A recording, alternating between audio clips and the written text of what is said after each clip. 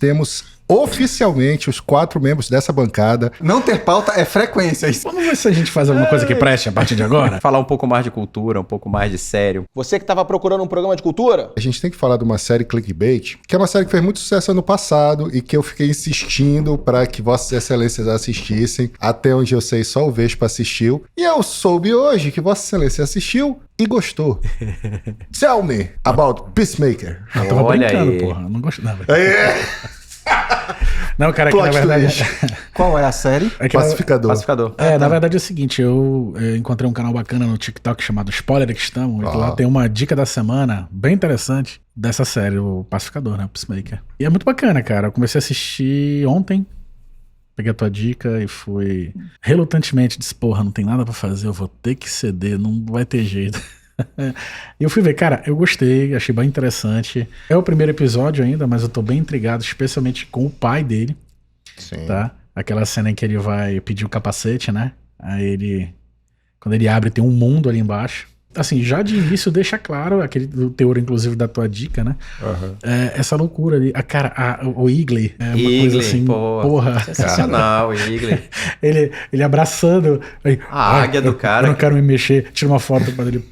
Que pariu. Quem é que tem uma águia de bicho de estimação? Realmente é um negócio Não, e é de surreal. estimação de fato, né, Não, cara? No final ela leva aquele animalzinho lá. Mas aí que tá, eu acho engraçado, inclusive, depois que, quando ele entra, depois daquela cagada toda lá, ele entra no carro e elas perguntam, você tem uma águia de estimação? Eu digo, claro que não, pra você domesticar um animal desse, você tem que roubar a alma. Pô, então tu já tá no segundo episódio, né, cara? Que na verdade eu fui até a metade, do segundo. Então, aí eu não. Aí como eu não terminei. Porque é engraçado, porque eu acho. Eu não sei porque, pô, apesar de ser uma série que eu gosto muito, faz tempo que eu não vejo. É porque eu acho que é no segundo episódio que tem aquela cena do tiroteio Tiroteio não, né? De tiro ao alvo na floresta entre o vigilante e o pacificador. Que toca uma música até de uma pegada mais jovem e tal. Eu sei porque as estagiárias lá do serviço falaram que era, salvo engano, One Direction. Eu acho que é esse o nome da banda. Essa cena ainda não cheguei. É bem legal, cara. Eu acho bem que é legal. Terceiro, Oh, meu Deus. É uma pegada mais jovem, eu sei, porque as estagiárias falaram. Oh, é a nossa realidade, mestre. Dura realidade.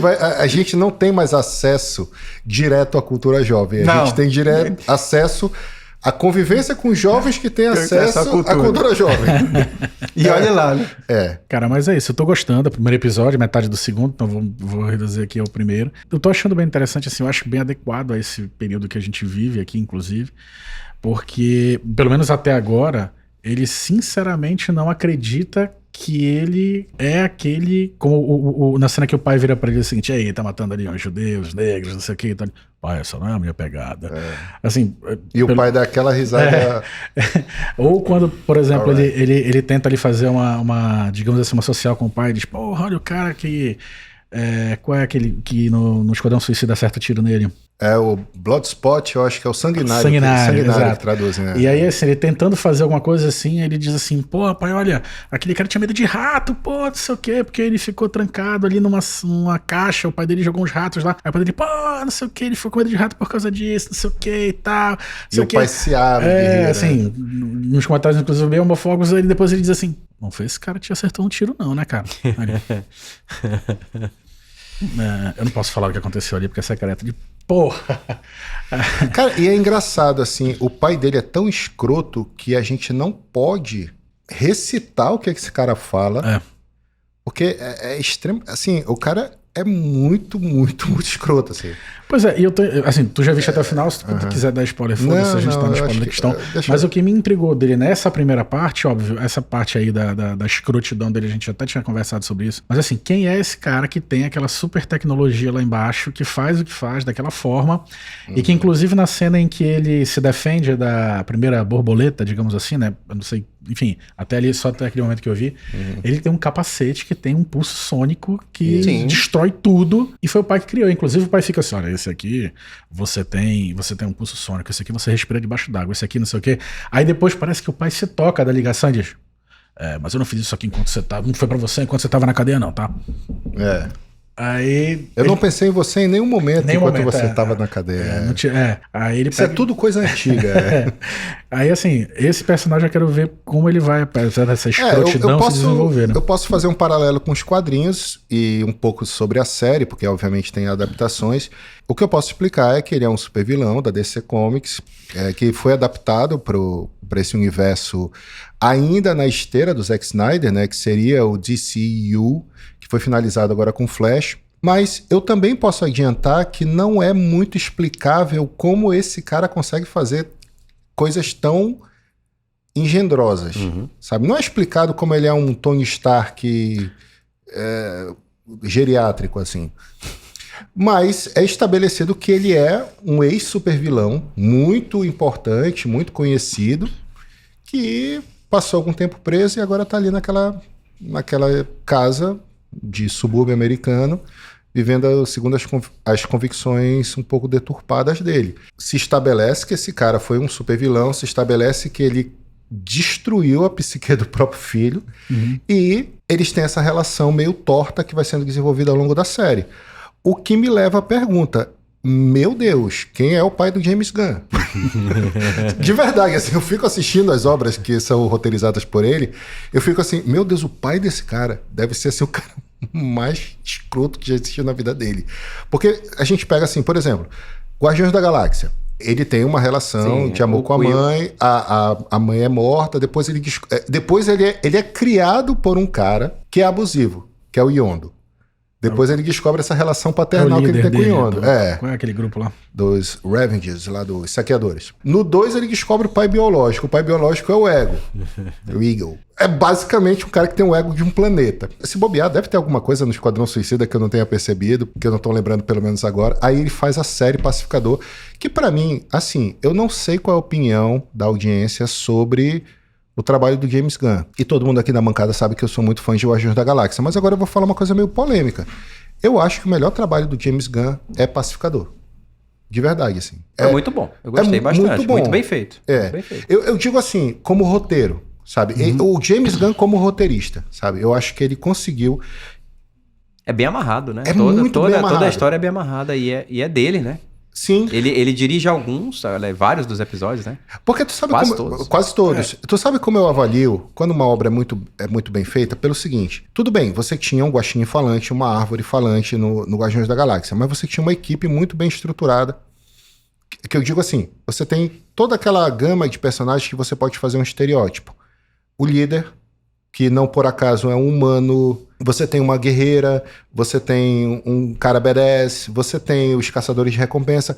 Dá pra fazer um time ali, sabe, no Guardiões da Galáxia. Não que seja exatamente fácil, como eu falei, tem um guaxinim e uma árvore falante, beleza. Só que o Pacificador, como eu falei na dica que eu coloquei no canal do TikTok. Dica da semana. Dica da semana. Ele é o personagem mais escroto do Guardiões Suicida.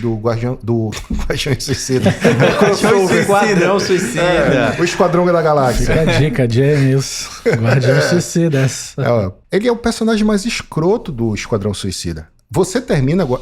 de novo. Você termina Esquadrão Suicida odiando esse cara. O James Gunn pega assim, eu vou fazer uma série sobre esse cara. Ele faz e no final você... ama esse cara.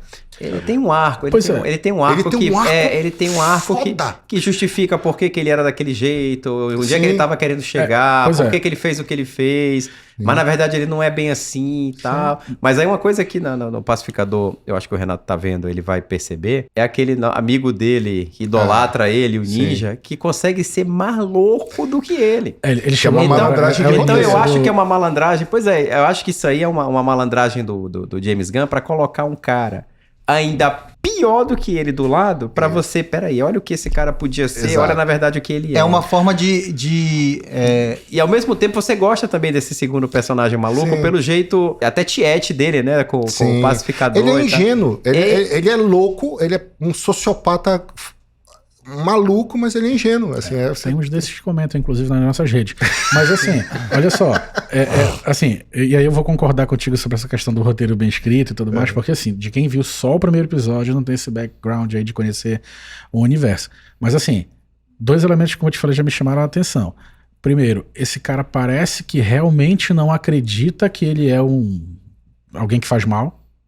O nome é o Peacemaker e ele vai estabelecer a página que ele tenha que matar alguém, ou várias pessoas, tá?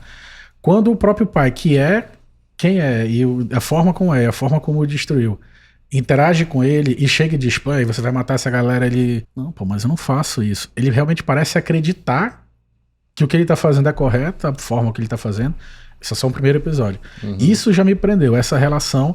Tanto que pra mim, a curiosidade surgiu muito mais pra saber como é que isso se desenvolve, como é que isso se desenrola, por que esse cara parece acreditar que ele faz coisas corretas, com todo esse background de escroto e de alguém péssimo e ainda mais escroto como o pai, do que propriamente o que são borboletas. Sim.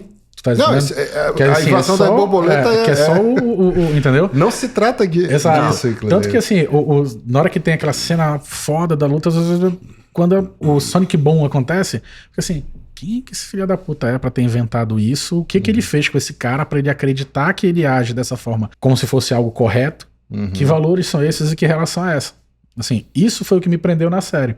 Sim. E aí fazendo justiça ao James Gunn, porque realmente tá bem, bem interessante. E assim, pra também não te decepcionar muito, como eu disse, isso também não é muito bem estabelecido sobre como esse cara é tão foda, falando obviamente do pai dele, como esse cara é tão foda, um gênio da invenção. Você só tem que assumir que ele sabe fazer aquilo ali. Mas acabou. Mas de fato, ele é um super vilão. Mas eu quero saber qual é a lavagem cerebral que ele faz no filho dele. Isso vai aprofundar. Isso vai aprofundar, sim. Mas tem o irmão dele também. Eu vou te dizer, tu tem irmão, eu acho que essa cena vai te pegar mais do que me pegou. Não sei se o Vespa e o Sandro... me pegou porque eu tenho irmão e não tem nada a ver com o que aconteceu. Eu acho que pra quem tem irmão, essa cena pega mais. Eu tenho uma irmã, mas eu não tenho um contato próximo com ela. Eu acho que pra quem tem um contato próximo como tu tem com teu irmão, essa cena vai te pegar. Mas ela é lá mais no na final. Frente. É lá no final. É lá no final. Então vou usar meu poder de veto agora no spoiler da questão pra que não entre spoiler. Não haverá spoiler. Eu quero saber o que é essa relação desse cara tão... com tudo aquilo que ele desenvolve, tudo aquilo que ele causa. E assim, porque... Cara, isso vai aprofundar bem, cara. O Peacemaker, assim, eu não sei, tu tá dizendo que a gente vai chegar num ponto que vai gostar dele, mano. Dá. Mas eu digo que ele vai ser o teu melhor amigo de convidar pra vir no podcast. Não, ele é um filho da puta, escroto, merda. Eu só quero saber como é que ele chegou ali, bora ver se... Você entende aquele caminho. Ele nunca sentaria na nossa bancada, talvez. Calma que vai chegar lá. Exato. Então, assim, eu acho que toda essa discussão, inclusive, do porquê que é isso, faz valer a série. Cara, inclusive, eu tava revendo. Eu não vou dar muito spoiler. Bom... Não é exatamente spoiler, porque não tem nada de importante pra trama. Mas é uma coisa que eu tava revendo agora esse ano. E tem uma cena que é quando... Bom, só estabelecendo, isso é logo no início. A equipe que é destacada pra acompanhar o Peacemaker é a galera que sacaneia com a Amanda Waller em Esquadrão Suicida. E aí, claramente, ela está punida. No 2, né? No Esquadrão Suicida do James Gunn. Isso. Ela... O da estrela, Renato. O da Estrela do Mar, né? A estrela de pelúcia do Bolinha. Ela claramente está punindo aquela galera. Isso. E aí elas mandam para aquela missão com aquele super-herói, anti-herói talvez, fracassado. E ela coloca eles na pior base do planeta, assim. Eles falam isso, literalmente falam isso. É a pior base de Black Ops, né, de operações especiais da história do planeta. Da encarnação. Da encarnação e tal. Aí, até aí tudo bem. Tem uma cena, cara, pra ver como o James Gunn ele é metódico. Ele fala assim, tem um piano aqui. O que esse piano tem a ver? Tipo assim, tem uma parada meio assim nessa série. Eu tava revendo, eu vi isso. Sim, nós temos um piano. Pra que um piano? Pra que um piano? E tem uma importância no piano. Sim. Não é uma importância. A cena do piano é bacana, pois é. É uma cena... cena muito legal de desenvolvimento de personagem. Porra, um pouco mais bicho. Na frente. É assim, não tem nada assim de escalafobético pra resolução da trama. É uma cena de autorreflexão, né? De você sentar e tocar um piano. Bicho, e ele coloca isso no primeiro episódio. Assim. É uma cena intimista. Muito intimista, cara. É muito tocante, assim, sabe? Eu achei bacana. E tem coisas ali que vão, pelo menos pra mim, assim, em certo ponto de observação, vai trazendo curiosidade. Isso que eu tava te falando em relação ao roteiro tá bem bacana, assim, e tal. Tá... Um exemplo, a gente tem essa relação do pai com ele, e ao mesmo tempo parece ter uma relação de amor sadio ou coisa parecida, não sei, entre a Amanda Waller e a filha. Pelo menos até agora, eu tô falando do primeiro episódio. É outra forma de enxergar, exato. Porque, assim, até agora. Eu vejo muita gente falando sobre relação paternal abusiva, Só que a gente esquece um pouco a Amanda Waller, porque, porque ela é uma personagem clássica da DC, porque ela é badass, não sei o quê. Mas, cara, o tipo de lavagem cerebral que o Dragão Branco faz com o filho dele, no caso o Pacificador, não é muito diferente da lavagem cerebral da Amanda Waller com a filha dela, cara. A filha dela não quer aquilo. Pois é, até ali, eu cheguei só ali até... Pelo menos o tratamento é distinto. Não significa que ela vai terminar a série daquele jeito, mas a lavagem cerebral está sendo estabelecida ali. Não, e não significa... É uma manipuladora. Era aí onde eu ia chegar. E não significa necessariamente que alguém como a Amanda Waller sinceramente teria esses sentimentos. Ela colocou a filha lá para algum motivo. Pelo menos é o que eu tô chegando... É o que eu tô vendo agora. Ela tem uma missão. Ela tem uma missão. Eu tenho dois... Exato, onde eu ia chegar. Eu tenho 2 tipos de tratamentos distintos, mas a mim parece, pelo menos para o início, que os 2 estão sendo usados aqui embaixo. Sim. Em que medida a gente vai desenrolar. Faz sentido. A consequência disso a gente vai vendo. Vou até rever essa série. Comentário aleatório que tem a ver com a série. Vocês sabiam que o John Cena apresenta as Olimpíadas do Faustão americanas lá? É igualzinho. É a mesma coisa do que eram as Olimpíadas do Faustão. Eu acho que, na verdade, o Faustão copiou essa ideia. Provavelmente ele copiou algum programa lá. Caraca. E é uma reedição, sei lá, mas é igualzinho. As Olimpíadas do Faustão, aquele negócio de atravessar as pontes, piscina, não sei o quê, gente correndo, joga água, bate... Que aleatório. É totalmente aleatório. Pois agora eu vou jogar a carta... Quero antes... Truco? Não, Yu-Gi-Oh! Como é? Eu sempre esqueço, cara. Yu-Gi-Oh! Quero, inclusive, agradecer minha estagiária, Mona Lisa, porque foi ela que me mandou essa informação super pertinente. Uma informação mais aleatória ainda. John Cena é o Ken Tritão no filme da Barbie. Quê? In your face. Vesca, vamos continuar com a pauta, que ela tá interessante. Hi, Barbie. Eu acho que numa conversa de vocês dois, uma vez que a gente estava aqui, vocês tocaram nesse ponto, que era o seguinte: quando tu estás vendo a primeira vez uma obra, um filme e tal, naturalmente tu estás concentrado aqui, né? E assim, a menos que seja realmente bem, tu tá vendo tudo o que tá acontecendo ao mesmo tempo. Isso muitas vezes é impossível. Sim.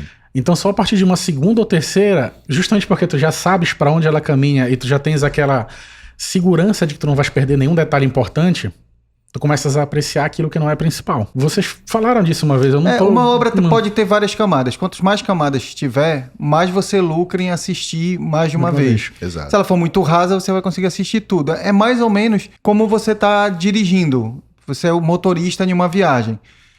Se a paisagem for feia, você não está perdendo nada. Mas se a paisagem for muito bonita, você está preocupado com buraco, para onde você vai dobrar, com a lombada, com a ultrapassagem. Então, evidentemente, você está perdendo nuances aqui na lateral. Na volta, se você não voltar dirigindo, ou mesmo que você venha dirigindo, você já consegue talvez conhecer a a estrada. Seja melhor, primeiro eu dirijo, depois eu sou só o passageiro. Exatamente. Vai depender da quantidade de camadas. Se for muito raso, se for uma sessão da tarde, não precisa mais de Quando uma. a história não é linear, se for um Army of Dead, fica ainda mais interessante. A segunda vez que você assiste, você percebe muito melhor quando a história ela é... E eu vou falar uma coisa assim... jumps, vai pra lá, vai pra cá. Às vezes, não sei se é isso, mas às vezes na própria cena, assim...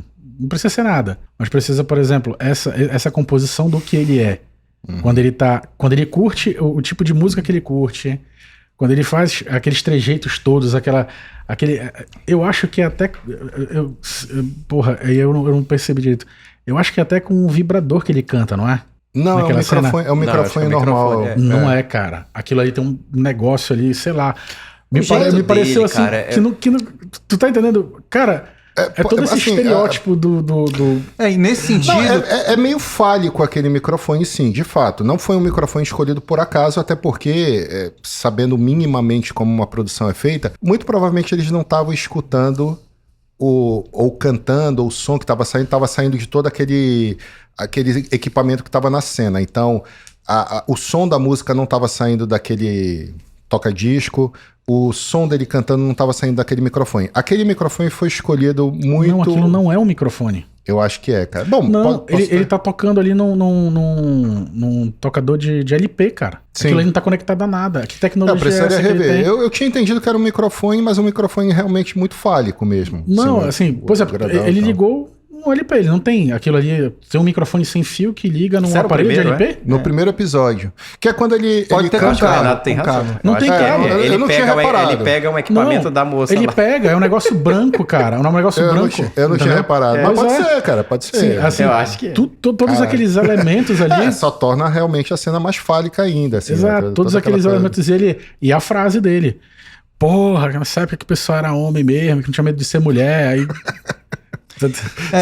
e tem assim, tem um agravante. Tem uma questão, por mais que a gente consiga entender, por mais que tenham parâmetros, por mais que tenham estereótipos, existem estereótipos que a gente vai perder, existem detalhes que a gente vai perder, porque é natural da cultura do povo onde é feito. Também. Né? Então, se a gente vai fazer uma obra paraense, provavelmente a gente vai fazer algumas referências locais ao açaí, a isso, aquilo ali, que se alguém de fora for ouvir ou for consumir aquele produto, vai perder a referência. Então tem coisa que, por mais que a gente preste atenção, a gente não é propriamente imerso totalmente naquela cultura, embora seja uma cultura mundial, cultura americana, mas a gente não é 100% imerso lá. Então deve ter referências que a gente até isso faz muito sentido, porque só para concluir, só para concluir o que o Sandro falou, porque a série ela é imersa da cultura do meio oeste americano, cara. Tem muita referência que a gente deve ter perdido aí. A gente passa, assim, com certeza. Um exemplo, essa mesma cena que eu tô descrevendo isso,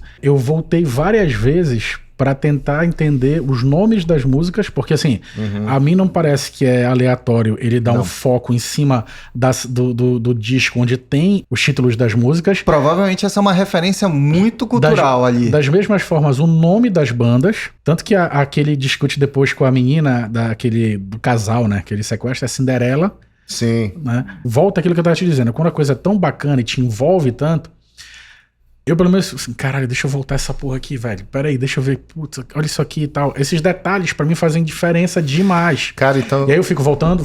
Não, e eu acho que nesse caso... Aí eu não posso ver certas séries com a minha esposa, porque senão assim, porra, deixa rolar essa merda aí. Aí eu disse, porra, peraí, por que tu tá voltando? Peraí, pô, deixa eu ver um negocinho aqui e tal, não sei o quê. Não, eu vou... Já que é o spoiler eu vou dar um mini spoiler aqui, mas também não atrapalha a experiência. Tem um episódio lá, que é um episódio que é uma cena, na verdade, de um episódio que toda vez que eu vou rever a série, eu acho que eu já revi ela umas 2 ou 3 vezes. Não, 3 ou 4 vezes, pra ser justo. Mas esse capítulo, em particular, é um que quando chega nessa cena eu assisto, volto, porque eu acho ela muito foda. Eu não acho ela genial. Olha aqui. Tá aí, cara. Isso não é microfone não, pô. Ah, cara, então eu sou muito inocente. Não. Isso não é o microfone. Isso não é, cara. Ele tá na casa da mulher lá, cara. Rapaz, olha. Inclusive, só testa negativamente pra mim como músico, porque eu passei, 15 anos tocando na noite e não sei identificar um microfone. Bicho, com que tu cantaste? Com que eu cantei esses anos todos? Meu Deus! Fui enganado! Peraí, isso é um microfone? Não é, mas não é nem igual, não é nem parecido. Porra! Eu achei só que era aqueles microfones de karaokê, cara. Não, sei lá. Pra mim, inclusive, era a composição lá. Ainda bem que ele não usou o argumento, já cantei muito com desse. Porra, já pensou? Aí ia ficar ruim. Porra, cara, o tio é igualzinho. Ainda bem. Cara, eu sou muito menino mesmo. Mas eu só torno a cena mais engraçada ainda, então. Sim. Mas olha, essa cena que eu tava... Tu vai rever essa cena, tu vai... Cara, eu vou sempre me sentir muito mal. Mas tudo bem. Essa outra cena que eu tava mencionando, que aí envolve tudo isso que a gente tá falando sobre roteiro, sobre subtexto, sobre camadas e sobre música, que é justamente isso. Antes eu preciso contextualizar. O James Gunn ele tem um problema não, ele tem uma característica de destacar uma determinada época, musicalmente falando, nas obras que ele faz. Então tu pega, por exemplo, Guardiões da Galáxia 1, é meio que anos 70 e anos 80. Tu pega o 2, é meio anos 80, anos 90. E a música sempre ela tem um papel fundamental na narrativa que está sendo contada ali. Com exceção, talvez, do Esquadrão Suicida que ele dirigiu e escreveu. Eu acho que é o filme menos musical desse universo de super-heróis que o James Gunn trabalhou. Porém, eu acho que Logo depois ele faz Pacificador, que é tão musical quanto o primeiro Guardiões da Galáxia. É muito musical. Sim. E é tão musical que tem uma banda... Eu esqueci o nome da banda, posso colocar... Eu não, né? O editor. Vai colocar ali na legenda... Que é uma banda que ela simula o hard rock dos anos 90/2000, lá meio Guns N' Roses, meio Bon Jovi e tal. Só que tu vai ver a filmografia... tu vai rever a discografia dessa banda, é uma banda, sei lá, de 2010, 2012 e tal. Então é uma banda fake. Então ele usa uma banda fake que emula músicas dos clássicos dos anos 90 e 2000 e que faz... muito eco com esse falso herói que a gente tá vendo na tela. Ele é uma farsa, cara. O Pacificador é uma farsa. Sim. Ele é um fracassado, bicho. Ele não é nada do que ele acha que ele é, assim, Só sabe? porque o Renato usou o poder de veto, porque eu fiquei com vontade de falar agora uma coisa que o Breno já deve estar pensando. Pois é. Que é lá no final... A cena que talvez não seja... Uma das cenas do finalzinho do Pacificador. Eu queria descrever... Por que não aconteceu... Por que não... Tá, não vou falar. Não posso falar. Bicho, se vocês quiserem falar... Vamos respeitar. Eu quero falar só o seguinte. Tem esse episódio que eu vejo, revejo e revejo é o seguinte. Sem entrar muito em detalhes, as borboletas estão se mobilizando. Elas querem invadir um determinado lugar. E o grupo do pai dele, de supremacistas, está se mobilizando também. E eles vão invadir ou se mobilizar de uma determinada forma. E eu falei dessa banda fake porque começa a tocar uma música dessa banda que é muito foda, mano. É uma música chamada Monster. Que é o seguinte, eu fui ver a letra da música, é a história de um homem apaixonado por uma mulher quase toda artificial, com muitas intervenções cirúrgicas e tal. Então ele fala que ela vira The Beautiful Monster dele. A minha linda monstra, assim, seria basicamente. Então assim... A gente pode ir por esse lado, mas no contexto da cena, eles estão falando de monstros. E aí, cara, a primeira vez que a palavra monster é mencionada, que é no refrão, não é nas borboletas. É no grupo do pai do Pacificador. Entendi.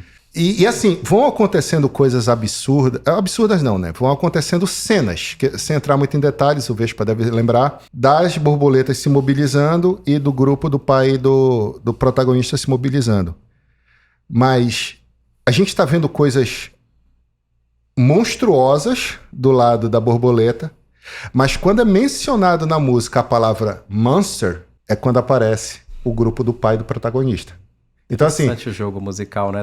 Quem é o verdadeiro monstro, sabe? Música cara, eu acho do caralho essa cena. Muito bem feita, né? E aí, no final, é justamente o Robert Patrick, que, pra quem não sabe, é o T-1000 do Exterminador do Futuro 2, né?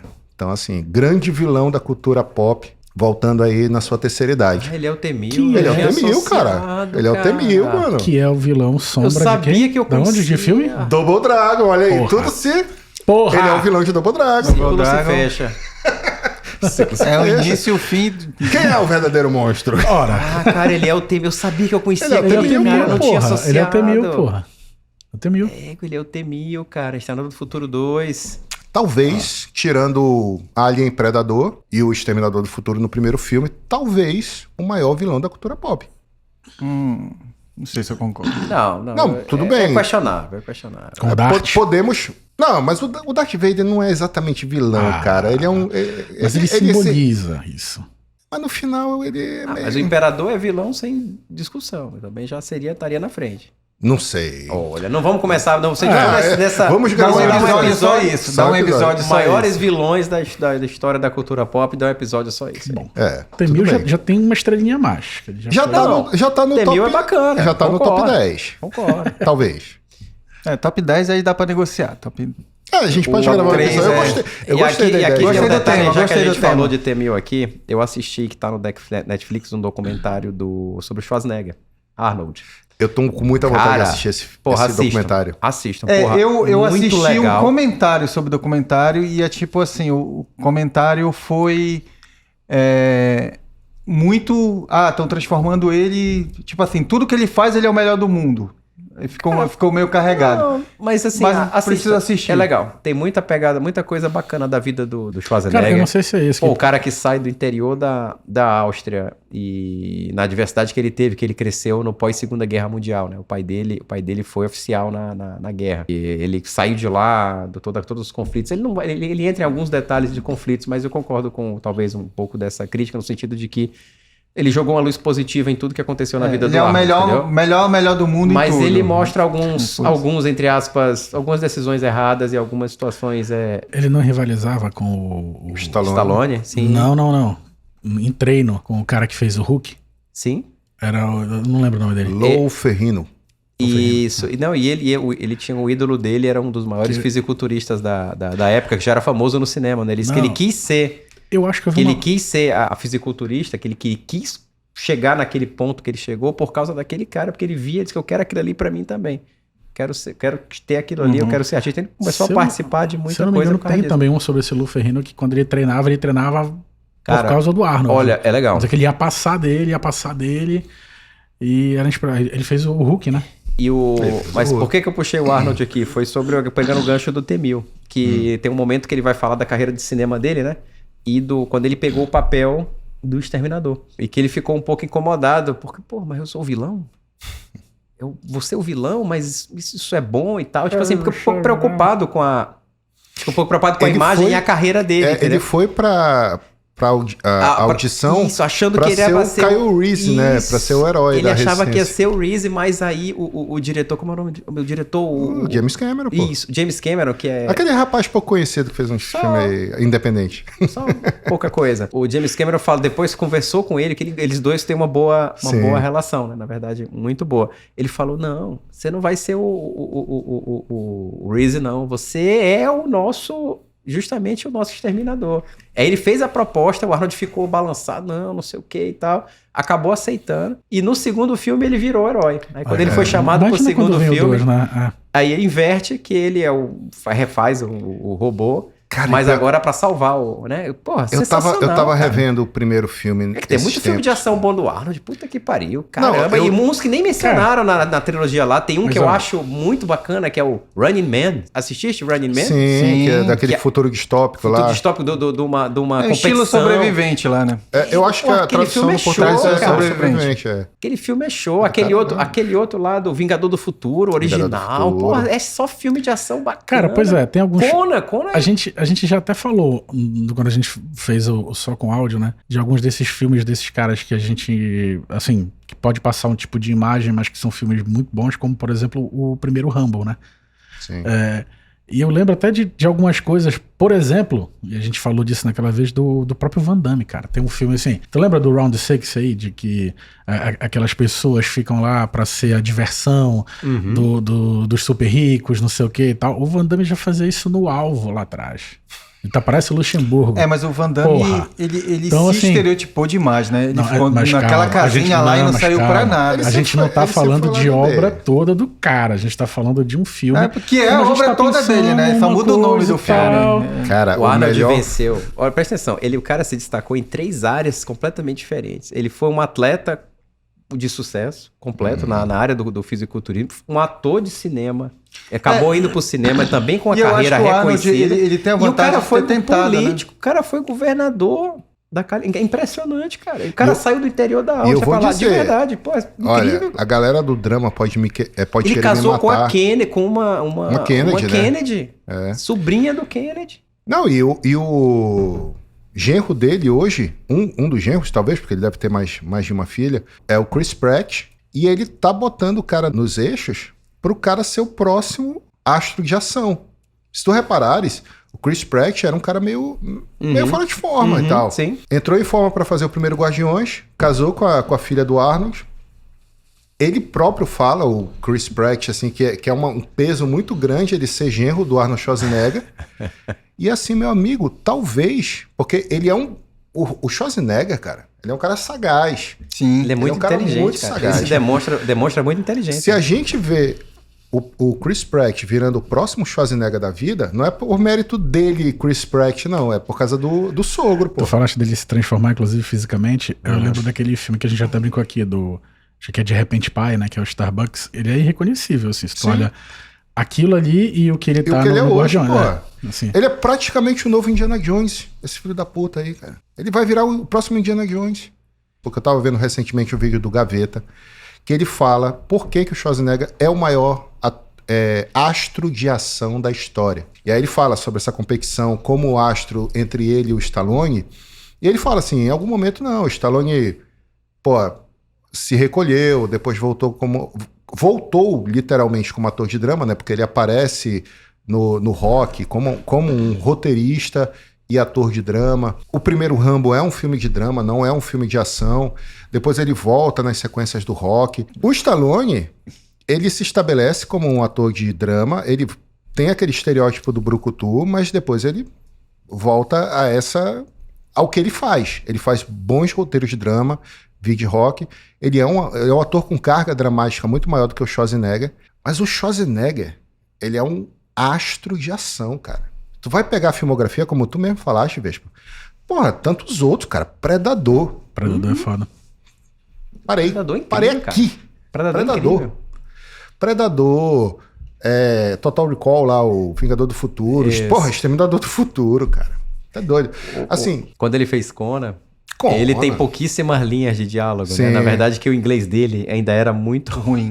Sim. Ainda era estilo quase que ele perde. Tem uma história que ele conta que quase que ele perde, porque segundo ele alega, aí eu já venho de novo no que o Sandro falou, no viés que deram pra história, né? Mas ele quase que ele perde esse papel, e ele mostra isso lá, porque ele falou uma besteira pro produtor lá. Eita. Ele falou uma besteira pro produtor do filme, e ele só conseguiu o papel porque o diretor acabou encontrando com ele e insistiu, e não, eu que vou, tu vai ser tu sim, não sei o quê, e acabou colocando ele no filme. Mas o produtor não queria, depois até acho que cedeu na história, mas ele fez uma graça com o produtor e o produtor não queria, segundo o que ele conta. Eu tô falando só de um lado da história aqui, que é o lado que é contado na série, que é curta, a série não é longa, são quatro episódios, mais ou menos 1 hora, e mostra as fases dele, a fase do início da vida dele, a fase dele na América. Ah, são 4 episódios de 1 hora? São só 4 episódios de 1 hora. 1 hora cada? 1 hora cada, quase 1 hora. Grande chance de eu não assistir. Não, cara, é bom. Cara, eu fiquei curioso de assistir, cara. É legal, porque passa rápido, é bem feito. Vamos lá. E ele tem uma história interessante. Ele tem uma história interessante. É isso que eu te falo assim, apesar do viés, como o Vespa tá inclusive reconhecendo, assim, deve ser a trajetória do cara, assim. A gente tá falando aqui a gente pontuou não aqui, é só inclusive. flores, ele tem. Não, eu digo assim, vários filmes assim que, porra, não tem como deixar de reconhecer esse cara como esse ícone, assim. Não, sim, com certeza. Então, assim, entre suas idas e vindas aí, deve ser interessante. E se a gente falar da outra geração que veio depois dessa galera mais clássica aí e tal, cara, não dá nem pro cheiro. O pessoal vai falar de The Rock, vai falar de Jason Statham, vai falar de... Não dá, é a mesma cara. coisa, não é. Esse cara é absoluto. Talvez uma coisa que entregue o Arnold, o Arnold série, né, que eu achei curioso, de novo que o Sandro tá falando aqui, talvez ele entregue logo no início, que aparece um comentário, não vou me lembrar de quem é que estava falando agora, um das pessoas prestando depoimentos sobre ele, né, um diretor e tal, dizendo assim que o Arnold, não se engane, é uma das pessoas mais calculistas que vocês possam imaginar que existe. Tipo assim, mostrando logo... Foi uma das primeiras falas da série A. Dizendo que ele conhece, que tal, e que é uma das pessoas mais calculistas. Tipo assim, tudo que ele fez realmente é de muito pensado, muita força de vontade. E ele fala isso, que ele tem uma clareza muito grande do que ele quer. E o que ele quer, ele bota na cabeça aquilo ali e ele vai até alcançar. E isso é algo que até chega a ser um pouco, para mim, inspirador. Que realmente, às vezes, a gente precisa ter essa clareza maior do que a gente quer fazer na vida, né? Às vezes a gente não sabe muito bem. E nunca descobre, na verdade, o que você quer. Então eu achei legal esse viés. Entregou talvez um pouquinho no início e no final tem essa mensagem de que você tendo clareza, você vai atrás do que você quer e você vai alcançar. Mas olha, eu acho... eu não vou dizer absolutamente nada do que tu disseste. Eu acho, sim, que faz todo sentido. Só quero fazer um cheiro de comentário. Porque tem um pouco do fator sorte mesmo. Não, com certeza. Porque olha só, vamos parar pra pensar. Vamos pensar no primeiro Exterminador do Futuro. O primeiro. Hoje em dia a gente tem toda uma mitologia que às vezes até se confunde entre ela própria ali. Bagunçou. Hoje bagunçou demais. Hoje bagunçou. Mas o primeiro Exterminador do Futuro, era uma coisa meio bruta. Era tipo a Guerra das Máquinas aqui, que era inclusive num momento na nossa linha temporal que já está no nosso passado aqui, né? Era, salvo engano, 94 que acontecia o ataque das bombas nucleares e tudo mais. Então, sei lá, o futuro seria o quê? 2010, 2000 bolinha. Então você tinha máquinas muito embrutecidas de uma guerra que estava acontecendo desde os anos 90 e elas mandavam o exterminador para o passado para se infiltrar como humano e matar a mãe do líder da resistência. Cara, é óbvio que eles não iam conseguir fazer uma cópia humana perfeita, no sentido assim de passar como um humano normal. Eles iam fazer uma coisa completamente não humana, sabe? Uma coisa grande, não humana mesmo, sabe? Que era tudo que o Schwarzenegger era na hora. Por isso que ele é perfeito. Exato. O cara é perfeito, bicho. Porque quem é que é gigante daquele jeito? Cara, tem uma cena que ele entra no bar. Aquele físico que ele tem. Assim, no primeiro realmente não parece humano. Ele parece humano, ele entra no bar. Ele é um manequim gigante andando. É isso, ele parece um robô. Cara, aquele bicho... Algo artificial. Ele entraria num bar, se a gente vivesse num universo que não existisse Exterminador do Futuro, se eu estivesse num bar bebendo e o Schwarzenegger entrasse nesse bar, eu tinha escrito o roteiro de Exterminador do Futuro naquele momento. Porque é assim, é um robô do futuro que veio matar alguém, cara, sabe? É perfeito pro papel. Isso. Ele falando, aquela cena da delegacia. I'm a friend of Sarah Connor. I was told that she's here. Could I see her, please? No, can't see her. She's making a statement. Where is she? Aquilo é tudo menos um humano falando, só que é o Schwarzenegger falando. Pois cara. É. Ele falava mal o inglês. Até o fato dele falar mal o inglês foi perfeito pro papel. Cara. Exato. É incrível, fudido, cara. É incrível. Do caralho. É incrível. Agora, olha, uma dúvida que me surgiu aqui, que estavas falando agora, é o seguinte: as gerações posteriores que vieram de atores assim nunca vão chegar ao ponto, né? Vocês acham que ainda tem possibilidade de o contexto que a gente vive gerar certos ícones como esses daquela época? Não. Eu acho que gera ícones até mais fortes, mas extremamente mais efêmeros. Eu acho que, assim, é porque a nossa geração não está habituada com isso. A nossa geração tinha ícones que duravam uma geração. Sim. Essas gerações têm ícones que às vezes têm impactos até maiores do que os ícones que a gente conhecia, mas eles duram 2 anos, então 6 meses, 3 anos. Entendeu? Então o que eu acho é que é porque a cultura deles é mais efêmera. Não sei, é a sensação que eu tenho. Mas, então, Mas assim, o K-pop não tem um impacto parecido com o Beatles? Mas não vai... Só não dura o tempo que o Beatles durou. Cara, mas como assim? Que impacto é esse? Falar, é assim, porque...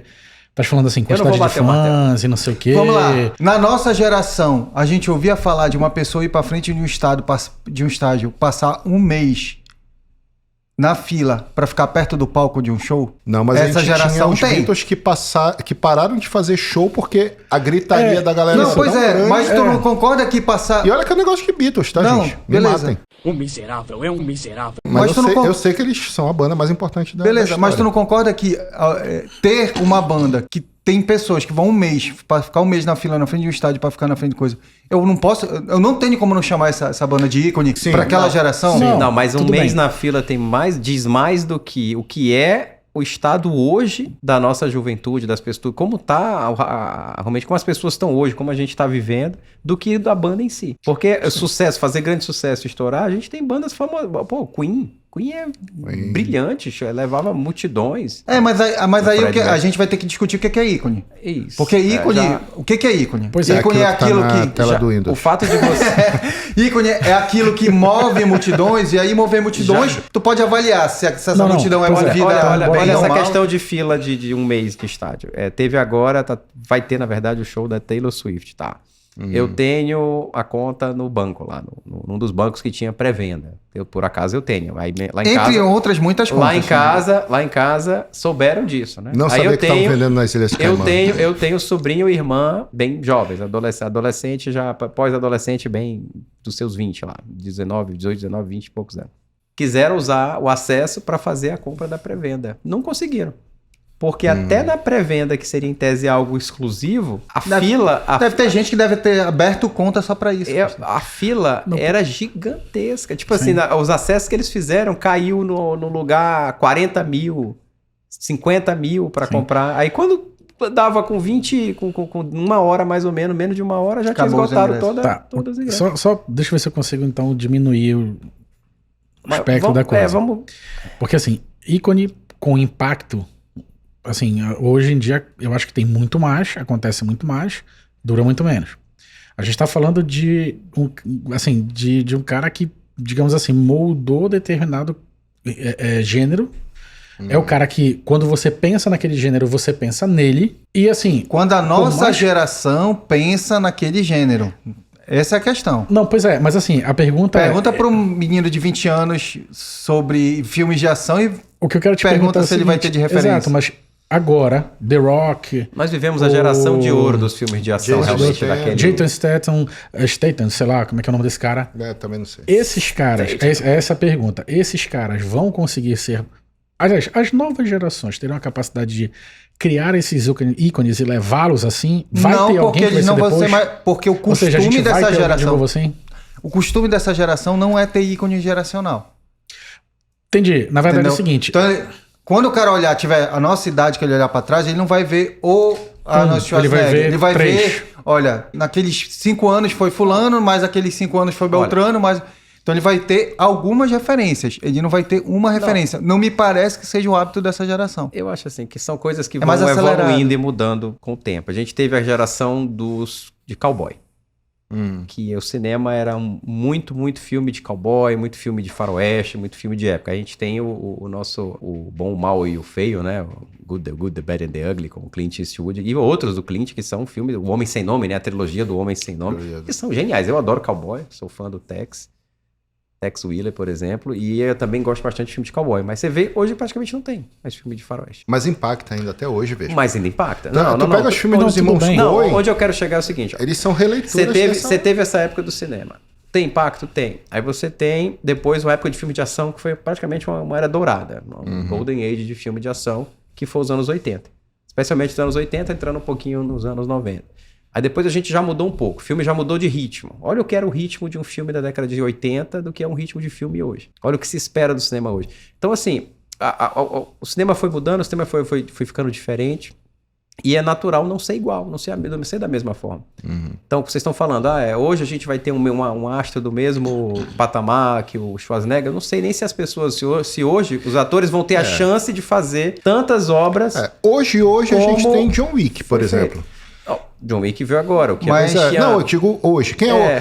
Se a gente fosse perguntar quem é a molecada, não seria nem o The Rock, não seria nem o Vin Diesel, não seria nenhum desses.